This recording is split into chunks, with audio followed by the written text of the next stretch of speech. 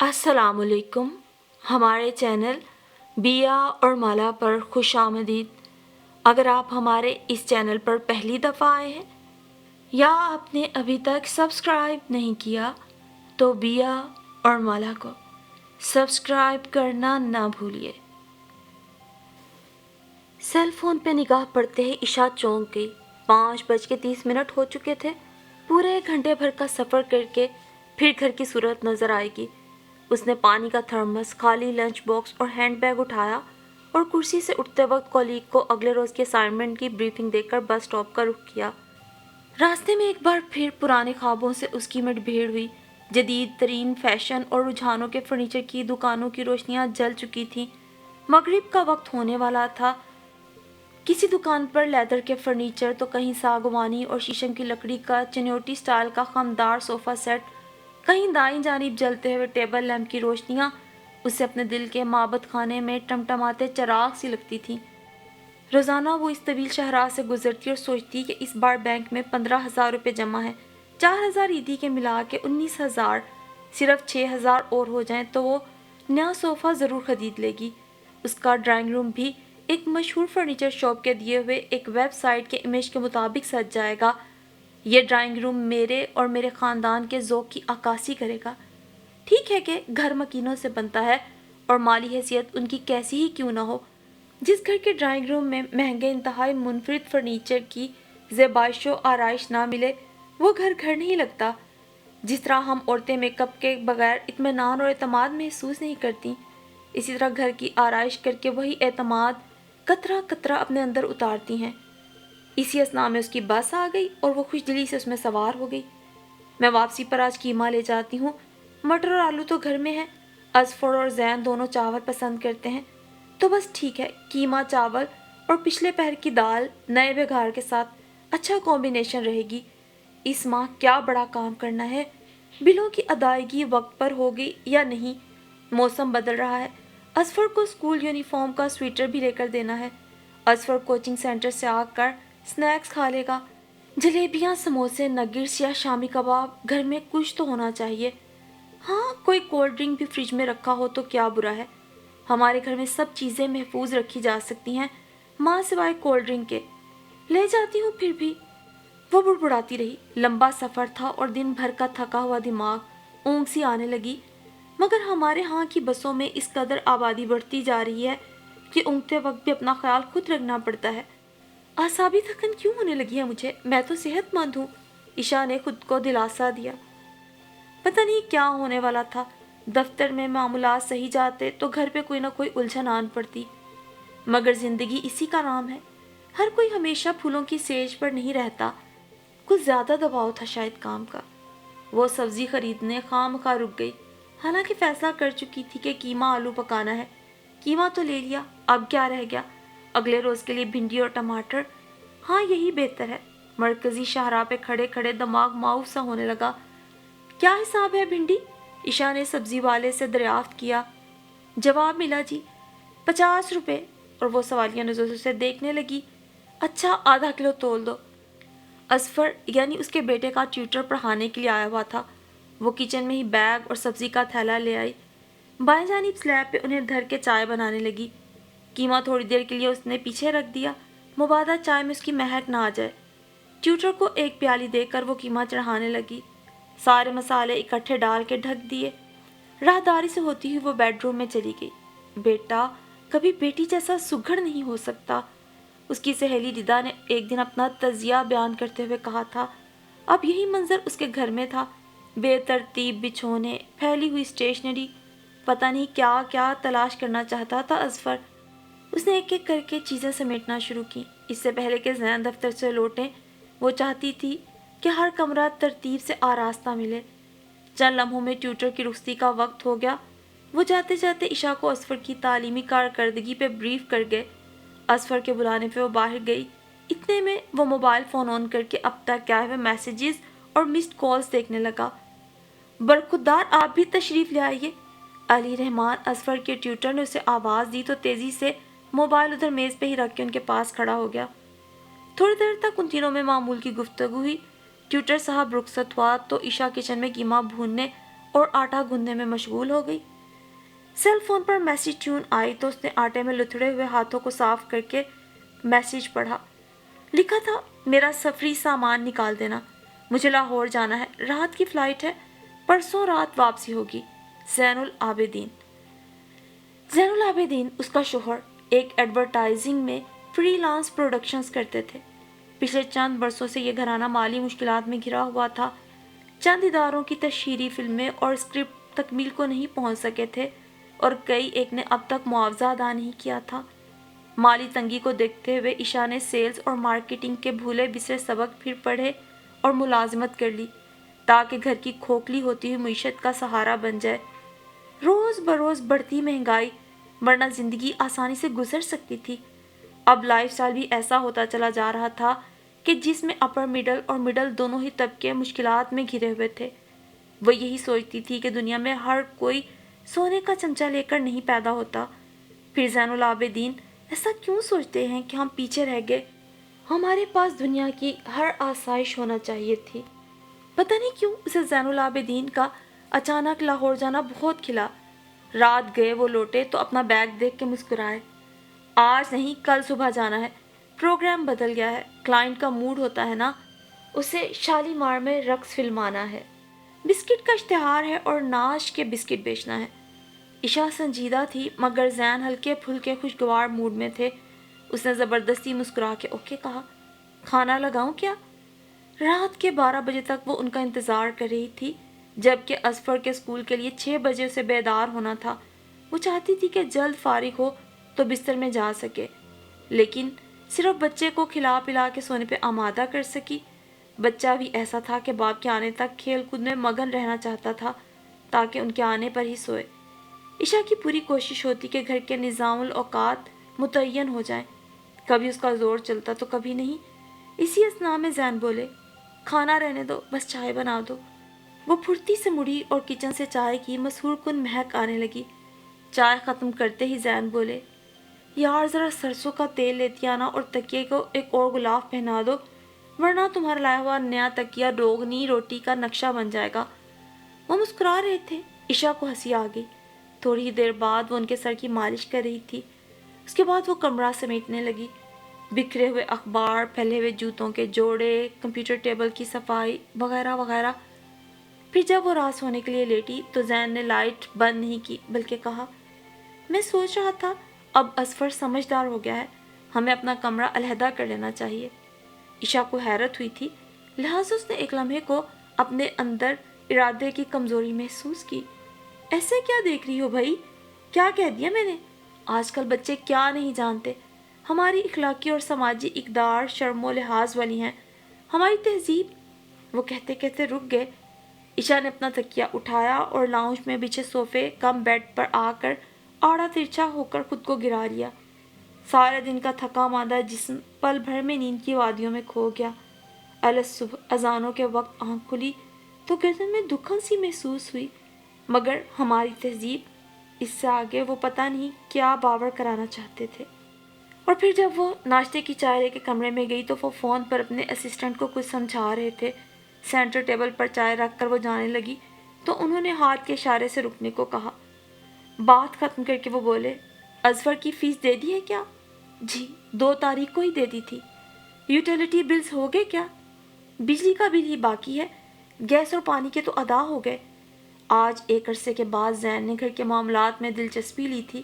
اسے بہت اچھے لگے وہ، ورنہ تو اسے یاد نہ تھا کہ کبھی اظفر کے یونیفارم، ذاتی استعمال کی اشیاء، گھر کی چھوٹی موٹی ضرورتوں کے لیے بھی بنا کہے کچھ روپے ہتھیلی پہ رکھے ہوں، اور وہ ہر بار یہی سوچتی کہ ہر مرد کا اپنا اپنا مزاج ہوتا ہے، کوئی اتنا ڈومیسٹک نہیں ہوتا، اس لیے دوسرے مردوں کے ساتھ زین کا مقابلہ کرنا صحیح نہیں۔ مشہور صوفی مصنف اشفاق احمد اور ان کی بیگم بانو قدسیہ نے ساری زندگی محبت کے اسی فلسفے کی گرہ کھولی اور ہر بار یہی بتایا کہ محبت میں انا فنا ہو جاتی ہے تو محبت ہوتی ہے، ورنہ یہ ہوتی ہی نہیں۔ جب انا اور غرور کی مٹی سے پیر بھرے رہے تب تک راستہ نہیں کٹتا۔ صاف دل، شفاف نیت اور ایمانداری سے سپردگی کا عالم، یہ ہوتی ہے محبت کی فضا۔ اندر سے آواز آئی، ہائے نی عشاء، تیرا لٹیا شہر بھنبور तूने ना पाई मोहब्बत। अब तो कपड़े धो, बर्तन मांज कर और चाकरी करके ही तुझे दुनिया के रूबरू सुहागन का स्वांग भरना है। वो मसाला भूनती जाती और खुद को दिलासा देती जाती, आज मैं ये पका लूँ, आज मैं बिस्तर की नई चादर ले आऊँ, आज मैं पर्दे धो के टांगूँ, आज मैंने बर्तनों में खाना लगाऊँ, आज मैं ढंग से बाल संवारूँ, कोई साफ सुथरे नए लगते कपड़े पहनूंगी। कुछ तो ज़ैन की इल्तफ़ात हो मेरी जानिब भी, मेरी ज़ात भी तवज्जो चाहती है। कोई एक जुमला हौसला अफजा सा मेरे अंदर जीने की उमंग जगा दे। क्या मैं जहर निगलने के लिए पैदा हुई थी? क्या इस शख्स से इसलिए शादी की थी कि यह अपना वजूद पत्थर सा कर ले? बर्फ तो फिर जज्बे की हरारत से पिघल जाती है। पत्थर से मेरा वजूद टुकराएगा तो गुजान भी मुझे ही पहुंचेगी। मेरे मासूम जज्बों और चाहतों और एहसास की कोई वक़्त नहीं है। उसने किचन से फारिग होते ही नहा धो के कपड़े बदले, कमरे को असर नो संवारा, झाड़ा हुआ बिस्तर लगाया ही था कि लाइट चली गई। लोड शेडिंग हमारे जैसे मकरूज मुल्क के मुकद्दर में लिखी गई अनमिट तहरीर है।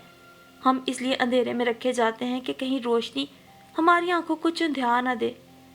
अम्मी कहाँ खोई हुई हैं? सुने, मैं सेल फोन का कार्ड ले आऊँ? क्या आपको भी चाहिए? नहीं चंदा, मुझे नहीं चाहिए, लेकिन बाप के घर आने का वक्त है। ऐसे में तुम नीचे दुकान पे नजर आ गए तो अच्छा नहीं लगेगा, सुबह ले लेना। अम्मी सुबह स्कूल जाना है, मुझे तो अभी दोस्तों से बात करना है, ये टेस्ट की तैयारी की, कुछ प्रॉब्लम्स हैं अम्मी। असफर ने अपना मसला बयान किया। ईशा ने उसे जाने दिया। देखो, मेरा सेल फोन एहतियात से ले जाओ, जीने पे बेपनाह अंधेरा है, टॉर्च रोशन कर लेना। अच्छा अम्मी, लेकिन आपने अब्बू से अपने कार्ड का ही कहना है, वरना वो मुझे 2 घंटे लेक्चर देंगे कि मुझे रात के वक्त कार्ड क्या करना है। अभी सोच लें, कुछ और चाहिए तो? असफर ने जैकेट पहनते हुए पूछा। नहीं, कुछ और नहीं चाहिए, आप जल्दी से जाएं और ले आएं जो लाना है। अम्मी, आइसक्रीम भी? वो कमसिन बच्चों की तरह फरमाइश करता था, या उसे पता था कि माँ का दिल नरम है और वो झट से 100-200 पकड़ा देगी। सिर्फ एक चौक बार, क्या समझे? नहीं, मैं लीटर पैक लाऊंगा, मुझे दोपहर में भी चाहिए। ईशा फिर सोचने लगी, ये आजकल के बच्चों को हो क्या गया है? हर वक्त तफरी, हर वक्त तय्युशात, हर लम्हे सहूलतों की तलब। हम इनके बच्चे हैं या ये हमारे बाप हैं? कुछ फ़र्क क्यों नहीं रह गया? हमारा बचपन कैसे कनात पसंदी से गुजरा, जो माँ बाप ने खिलाया, पहनाया, ओढ़ाया, खुशी से खा पी लिया, और ये हमारे बच्चों के तो मुतालबे ही खत्म नहीं होते। थोड़ी देर बाद लाइट आई तो वो कपड़े इस्त्री करने लगी। तभी डोर बेल बजी तो चौंक गई। ये लड़का फिर चाबी लेकर नहीं गया। उसने दरवाज़ा खुला तो पता चला ज़ैन आए हैं। वो इखलाकन मुस्कुराई, जवाब नहीं मिला। आधी मुस्कुराहट होंठों में कैद करके वो बोली, खाना लगाऊं? एक पुराना घसा पिटा सवाल नज़रअंदाज करके ज़ैन बोले, नहीं, सिर्फ चाय दे दो। अपने साहिबजादे आपको नीचे नज़र नहीं आए? ईशा ने चाय का पानी चूल्हे पे चढ़ाते हुए ज़ैन से पूछा। क्यों, फिर गायब है? आप क्या ख़त्म हो गया था घर में? उन्होंने कपड़े बदल लिए तो पूछा। उसके सेल फोन में बैलेंस ख़त्म हो गया था, बहाना बनाया आइसक्रीम का। अच्छा, मैं समझा फिर से हरा धनिया, नमक या शक्कर ख़त्म हो गई होगी। उन्होंने गिलास में पानी उंडेला। इतने में असफर घर दाखिल हुआ। क्यों साहिबजादे, ट्यूशन ठीक चल रही है आपकी? उन्होंने चाय का पहला घूंट भरा। जी, सर आ तो रहे हैं, मगर बस ये 100 से ही हैं, उसने कार्ड स्क्रैच करते हुए कहा। ये 100 क्या होता है? ज़ैन ने ईशा की तरफ देखकर असफर से पूछा। ये इनकी कोई स्पेशल लुगत है, जहाँ से ओंगे बोंगे अल्फाज तख्लीक होते हैं। उस्ताद की इज्जत ना करने वाला कभी इल्म हासिल नहीं कर सकता, बदतमीज़। ईशा ने अपने बेटे की तरफ गुस्से से देखते हुए कहा। ये लड़का पता नहीं कब मेहनत करेगा, मैं तो इससे मायूस हूँ भाई। ज़ैन ने उसे लापरवाही से सेल फोन पर पैगाम रसानी करते देख के कहा। थोड़ी देर बाद जब वो बेडरूम में सोने के लिए गई तो ज़ैन ने कहा, दरअसल वो गलत नहीं, तुम हो। तुम्हें फुर्सत ही नहीं कि घर और बच्चे की फिक्र ही कर लो। उसे कंप्यूटर, लैपटॉप और सेल फोन क्यों दे रखे हैं तुमने? इसीलिए उसका दिल नहीं लगता पढ़ाई में। आप ठीक कह रहे हैं, मगर हम दोनों घर से बाहर होते हैं तो एक दूसरे से इन टच रहने का एक ही जरिया है। ईशा ने अपनी सफाई पेश करते हुए कहा और अपने सोफा कम बेड को खोल कर उस पर लेट गई। आंखों से बहते पानी की शिद्दत और एहसास को महसूस करने की फुर्सत शायद किसी को नहीं थी। रात के किसी पहर वो थक कर सो तो गई, मगर ऐसा लगा जैसे तन्हाई का जहर रगो पैर में उतर रहा हो। لوگ اس کیفیت کو ڈپریشن کا نام دیتے ہیں، لیکن وہ اعصابی طور پہ کمزور نہیں پڑنا چاہتی تھی۔ اصفر کو 2-4 باتیں سنا کر اس نے دل ہلکا کر لیا۔ صبح زین کو لاہور جانا تھا۔ دفتر والوں کی گاڑی 8 بجے آ جاتی تھی۔ اصفر نے 7 بجے اسکول کی تیاری کرنا تھی۔ آدھے گھنٹے بعد وین آ گئی۔ وہ بھاگم بھاگ اسے اور زین کو ناشتہ کروانا چاہتی تھی۔ آپ سلائس اور مکھن لیں گے یا مفنز کے ساتھ چائے؟ صرف چائے، زین کی سادہ سی فرمائش تھی۔ پاپا نے تو آج جہاز کی باسی ڈبر روٹی اور سوکھا سا جیم کھانا ہے، مجھے دے دے مفنز۔ اصفر نے اس کے قریب آ کے سرگوشی کی۔ تم بھی لے لو، عشا نے پلیٹ اس کی طرف بڑھائی۔ وہ جلدی جلدی چائے کے گھونٹ بھر رہی تھی۔ اصفر نے مفنز کھانا شروع کیے۔ اتنے میں زین کپڑے بدل کر آ چکے تھے۔ وہ بھی چائے پی رہے تھے۔ ان کے بریف کیس میں CDs, headphone, A T M card, visa card, سب کچھ جو اسے یاد تھا وہ رکھ چکی تھی۔ ایک ہینڈ بیگ میں نائٹ سوٹ، ٹی شرٹ، ایک جینز اور موزے وغیرہ رکھ دیے۔ وین آئی، ادھر زین کی گاڑی آ گئی۔ دونوں نے ساتھ ساتھ ہی گھر چھوڑ دیا۔ بہت دیر تک وہ گیلری میں کھڑی باپ بیٹے کو جاتے دیکھتی رہی، پھر واپس آ گئی۔ ابھی ڈائننگ ٹیبل سمیٹنے، اصفر کے لیے دوپہر کے کھانے کا انتظام اور خود دفتر جانے کے لیے لباس کی تیاری، اور شام کے کھانے کے ساتھ ساتھ ماسی سے گھر کی صفائی کرانے تک ایک نہیں کئی کام تھے جو کرنا باقی تھے۔ ایسا لگا جیسے گھوڑے کو چابک ماری جا رہی ہو تو وہ سرپٹ دوڑنے لگتا ہے، اپنے مالک کا ہر حکم بجا لانے کی تگدو میں لگ جاتا ہے۔ غریب سرپٹ دوڑ ہی سکتا ہے نا۔ اس کی حالت بھی کچھ ایسی ہی تھی۔ اس نے ملتانی مٹی کا چہرے اور گردن پہ لیپ کیا، بستر کی چادریں تبدیل کی، ڈائننگ ٹیبل کا کور بدلا، کشنز جھاڑے، ڈسٹنگ کی اور گھر کو سجا بنا کر اصفر کے لیے لنچ کا انتظام کیا۔ مٹی سوکھی تو چہرہ دھو کر کپڑے بدلے، لنچ باکس اور اپنے بریف کیس کو تھامے گھر سے نکل گئی۔ ہر روز کی یہ روٹین تھی، اور گھر سے جڑے ہوئے محبت کے اس رشتے میں کس قدر مٹھاس اور اپنائیت تھی۔ ان منظروں کے ساتھ چلتے ہوئے وہ اندر سے گنگنانے لگتی تھی۔ غربت کو دھونے کے لیے گھروں سے نکلنے والی محنت کش عورتوں کے چہرے پہ چمکتے ہوئے پسینے کو دیکھ کر وہ مسکرا اٹھی۔ راستے بھر وہ کوچ کی دھکم پیل اور گرمی کو برداشت کر لیتی، یہ سوچ کر کہ اس کی محنت کی کسی کو ضرورت ہے۔ اس کے اپنے گھر کی دیواروں پر جمی غربت کی گرد جھاڑنے کے لیے اس کی فیملی کو اس کی ضرورت ہے۔ آنکھیں دھوئیں سے سسکتی بھی تھیں، پانی چھلکتا بھی تھا، تب بھی وہ اجالے تلاشنے کی خواہش میں اپنی بینائی کو بچا کے رکھتی تھی۔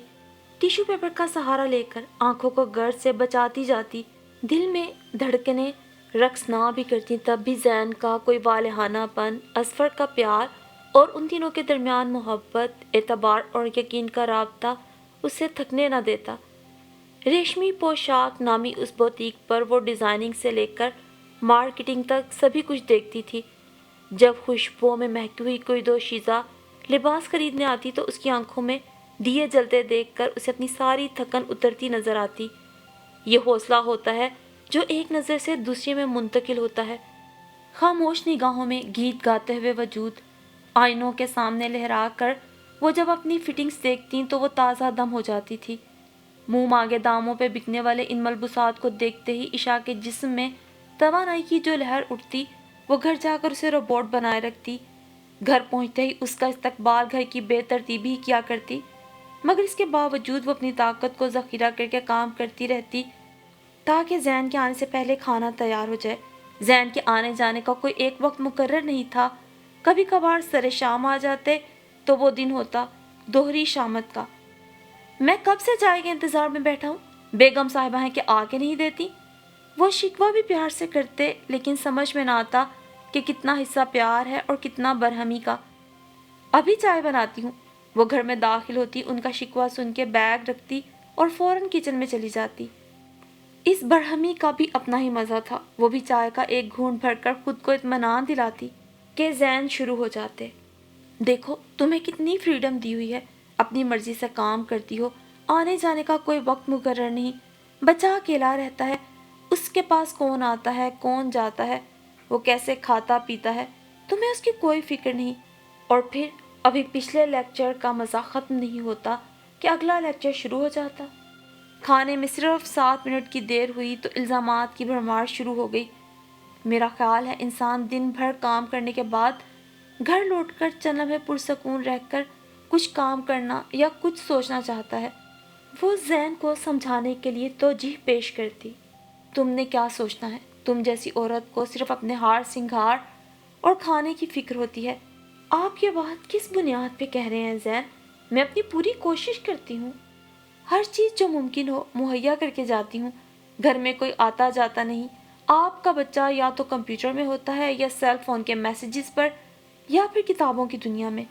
ہر آدھے پونے گھنٹے بعد میں فون کر رہی ہوتی ہوں۔ پڑوسیوں سے آنے جانے والوں پر نظر رکھنے کے لیے کہا ہوا ہے۔ آپ کیوں اتنے چراغ پا ہو رہے ہیں؟ عشاء نے صفائی پیش کرتے ہوئے کہا تو زین اسے کھلی آنکھوں سے دیکھتے رہے۔ وہ لاہور میں تھے اور وہاں پہنچ کر اصفر کو میسج آ چکا تھا، میں خیریت سے ہوں اور اپنا اور ماں کا خیال رکھنا۔ اسی امرت کو قطرہ قطرہ اپنے وجود میں اتارتے ہوئے وہ گھر کے چھوٹے بڑے کام نمٹاتی رہی۔ اسے ایک رات اور ایک پورا دن تنہا رہنا تھا۔ چلو الماریاں صاف کرتی ہوں۔ اس نے ایک ایک کر کے صفائی کا کام شروع کیا۔ چند بڑے سائز کے شاپر سامنے رکھ کر وہ غیر ضروری کپڑوں کو علیحدہ کرنے لگی۔ زین شلوار قمیض کبھی کبھار ہی پہنتے تھے، مگر اکٹھے 8 سوٹ دیکھ کر وہ سوچنے لگی کون سا رکھے، کون سا ماسی کو دے دے۔ ہر اچھی بیوی کی طرح اس نے ہر قمیض کی جیب بھی ٹٹولی، کیونکہ 6 مہینے پہلے ایسی ہی ایک قمیض دھوتے وقت 100 روپے کا نوٹ بھی دھل گیا تھا، مگر شکر تھا کہ پھٹا نہیں تھا۔ آج کوئی نوٹ نہیں ملا مگر ایک سیل فون مل گیا۔ یہ کس کا ہے؟ وہ اپنے آپ سے پوچھ رہی تھی، مگر خود کو علم ہوتا تو وہ سوال ہی کیوں کرتی؟ اصفر کا تو ہو نہیں سکتا، کیونکہ اس کے پاس تو کوئی چیز ڈھکی چھپی نہیں رہتی۔ ایک سستا سا موبائل فون اسے دے رکھا تھا اور زین کے نزدیک اصفر کی تمام تر لاپرواہیوں اور بدتمیزیوں کا سبب یہی موبائل فون تھا۔ وہ اس موبائل کو الٹ پلٹ کر دیکھتی رہی، پھر ایک طرف رکھ کے باقی کام نمٹانے لگی۔ رات کے فرصت ملی تو سیل فون کی طرف متوجہ ہوئی۔ بہت مہنگا شاندار قسم کا تھا، جیسا اخبار کے رنگین اشتہار میں ہوتا ہے۔ ٹی وی کے ہر چینل پر ایسے ہی موبائلوں کے اشتہار چلتے ہیں۔ شاید کسی کو دینے کے لیے خریدا ہو یا کسی نے تحفہ دیا ہوگا۔ کھول کر دیکھوں کیسے چلتا ہے۔ وہ بچوں کی طرح خوش ہو رہی تھی جیسے وہ کوئی کھلونا ہی تو ہو۔ موبائل فون میں اس کی دلچسپی ادھر ادھر آنے جانے والے میسیجز سے ہی ہوتی تھی، سو وہی چیک کرنے لگی، اور اب جیسے ایک ایک کر کے آنکھوں سے پردے ہٹنے لگے تھے۔ ایک اداکارہ نے زین سے برملا اظہار عشق کیا تھا، وہ پڑھ کے مسکرا دی۔ ایسی ہی ہوتی ہیں یہ نئی نئی اداکارائیں۔ ایک نو آموز ڈرامہ نگار نے انہیں اپنا آئیڈیل مان کر اپنے لیے کامیابی کی دعا کی استدعا کی تھی۔ ویل ڈن زین صاحب۔ وہ یہ میسج پڑھ کے بھی مسکرائی۔ ایک صحافی نے اپنے سنجیدہ کالم کا عنوان تجویز کرنے کی فرمائش کی تھی۔ اس نے انہیں اپنا استاد مانا تھا۔ عشاء کو زین پہ ایک دم فخر محسوس ہوا۔ 8-10 ایسے پیغامات گزر گئے تو وہ سوچنے لگی کہ اب سیل فون بند کر کے واپس رکھ دے کہ ایک مشترکہ دوست ہبا کے پیغامات بھی آنے لگے۔ یہ کیا لکھا تھا؟ میں نہ جانے کب سے آپ کے جواب کی منتظر ہوں۔ آپ نے عشاء کے کچن میں جانے کے بعد میری تعریف کی تو مجھے بہت اچھا لگا۔ میں رات بھر نہ سو سکی، سوچتی رہی کہ کاش عشاء کی جگہ میں آپ کے ہمراہ ہوتی، آپ کی خدمت کرتی جی جان سے، اپنا سب کچھ مان کر۔ ہبا؟ کیا یہی اپنی ہبا؟ اس کے دماغ میں کیسے جھکڑ نہ چلتے۔ ہوا بھی گرم تھی اور جسم میں بھی جیسے چنگاریاں سی بھر گئی تھی۔ ہبا تو اکثر گھر میں آتی تھی، کبھی زین سے صلاح مشورہ کرنے تو کبھی عشاء سے اپنی دوستی نبھانے۔ کتنے ہی راز دونوں نے شیئر کیے تھے۔ وہ اپنے والدین کے کچھ فیصلوں سے نالاں رہتی تھی۔ زین، میں آپ کی بھلائی چاہتی ہوں۔ عشاء تو آپ کی شہرت سے جلتی ہے، جبھی تو خود کو کریئر وومن بنانے میں کوئی کسر نہیں چھوڑی ہوئی۔ ہر وقت فیشن ڈیزائنرز کے ہاں آتی جاتی ہے۔ کتنے غرور سے ونیزا احمد، نبیلہ، امین جے اور منا مشتاق سے ہونے والی ملاقاتوں کا تذکرہ کرتی ہے۔ کتنے آرٹسٹوں کے ساتھ تصاویر کھنچواتی ہے اور فیشن کے رسالوں میں اسے شائع کرواتی ہے۔ کتنے ادیبوں اور شعراء کو گھر بلا کر ضیافتوں کے بہانے اپنے تعلقات استوار کر رہی ہے، اور آپ ٹھہرے بہت ہی بھولے، اس کی مکاریوں میں آگے ہیں۔ آپ کی اس عادت سے واقف نہیں وہ، آپ کو اور مجھے بھی کئی مرتبہ نیچا دکھانے کی کوشش کرتی ہے۔ وہ کچھ آگے بڑھی تو ایک میسج میں زین کہہ رہے تھے، اصل میں چھوڑنا تو میں اسے کئی سالوں سے چاہتا تھا، مگر اظفر کا خیال آتا ہے۔ لوگ کیا کہیں گے؟ جوان بیٹا۔ آگے کی سطور شاید ڈیلیٹ ہو گئی تھی۔ آپ کو کوئی فیصلہ تو کرنا ہی پڑے گا۔ امی ابو کب سے انتظار میں ہیں، کسی ایسے ویسے سے شادی نہیں کرنے والی۔ میں تو آپ کی لونڈی یا باندی ہوں اور بس۔ اتنا پڑھ کر عشا کا دماغ چکرانے لگا۔ کیا یہ وہی ہبا ہے جو اپنے دفتری کولیگز کے عشق کی کہانیاں سنایا کرتی تھی؟ کبھی اسے فرحان ویلنٹائنز ڈے پہ سرخ پھول بھیجتے تو کبھی کوئی کراچی کی مہنگی ترین بوتیک سے خریداری کی آفر کرتا۔ ذہن سے اس کے اس نوعیت کے تعلقات، شہابی رنگت اور لمبا قد رکھنے والی اس دبلی پتلی سی لڑکی کے اس نئے روپ کو سہنا کچھ آسان بات نہیں تھی۔ وہ ذہن سے کیا چاہتی تھی؟ ٹیلی ویژن کی ابھرتی ہوئی پروڈیوسر تھی، اسکرپٹ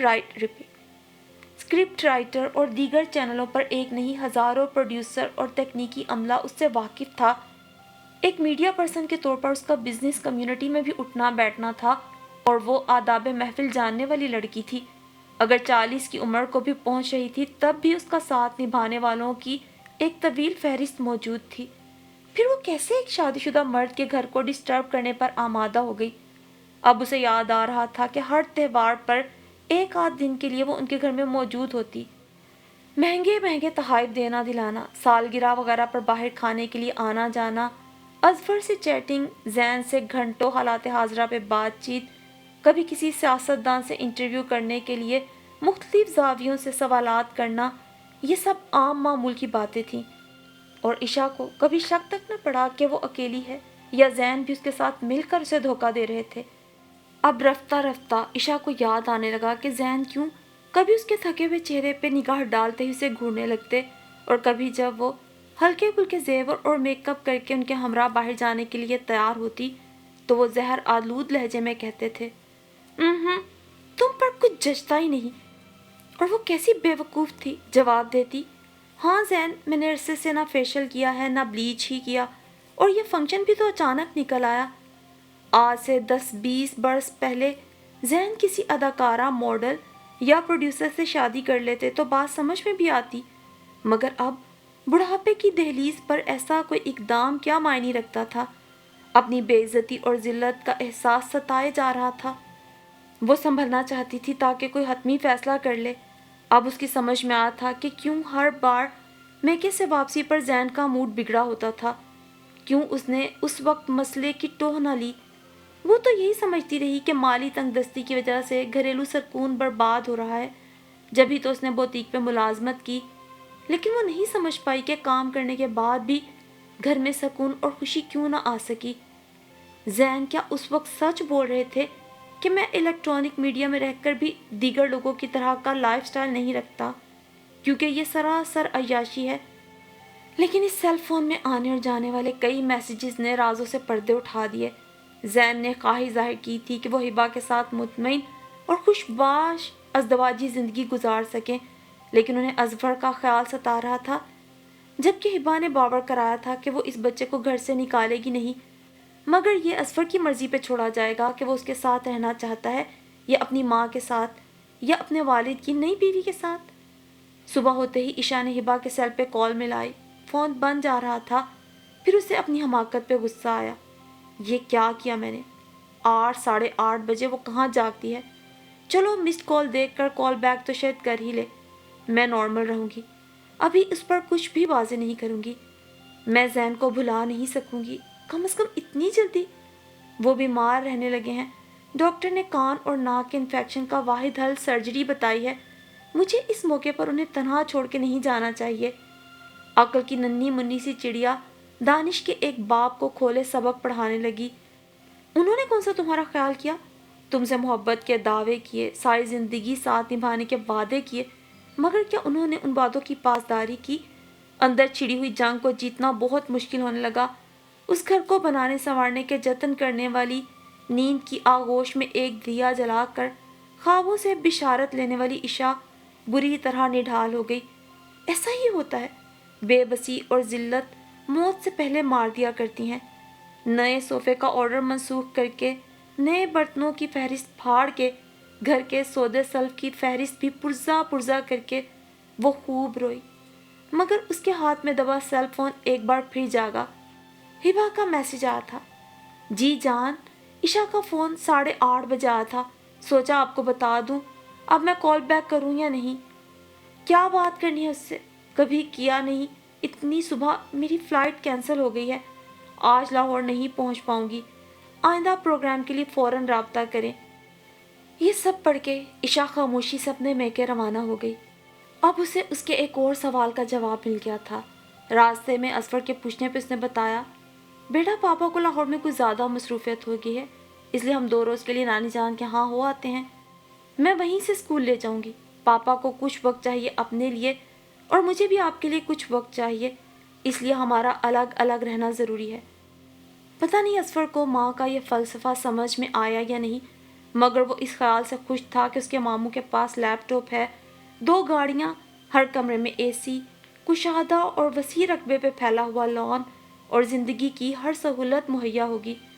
اور عشا سوچ رہی تھی کہ ابتدا میں تو بچے انہی سہاروں سے بہل جاتے ہیں، مگر عمر کے ساتھ ساتھ شخصیت میں رہ جانے والی خلا کو مادی سہولیات کیسے پر کر سکتی ہیں۔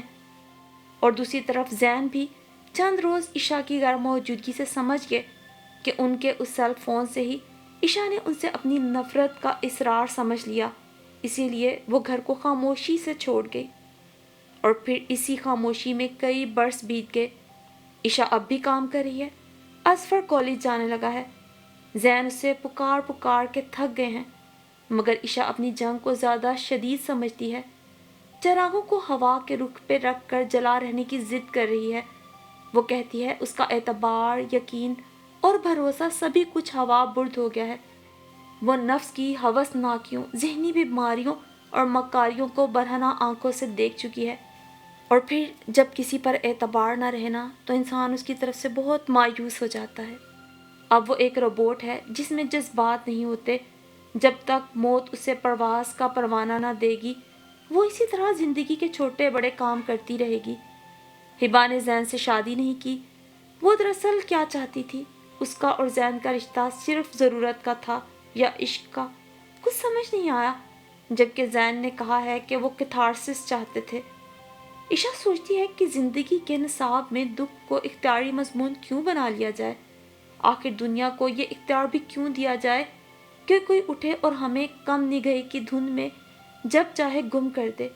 عشا چاہ اور موہ کے پھندے کی گرہ میں الجھی ضرور ہے، مگر تھکی اور مری نہیں ہے، اور دنیا کو یہ بتانے کے لیے وہ آج بھی بہتر کل کے لیے جنگ کر رہی ہے۔ یہی جیت کا خواب اسے زندہ رکھے ہوئے ہے۔ وہ سمجھ گئی ہے کہ زندگی کوئی افسانہ نہیں ہوتی، مگر کبھی کبھی کوئی افسانوی کردار زندگی کو در بدر بھی کر سکتا ہے، خوابوں کو رون سکتا ہے۔ یوں زندگی افسانہ بھی بن جاتی ہے، جیسے عشا کی خوشگوار ازدواجی زندگی کو ایک دردناک افسانہ ہی تو بنا کے رکھ دیا۔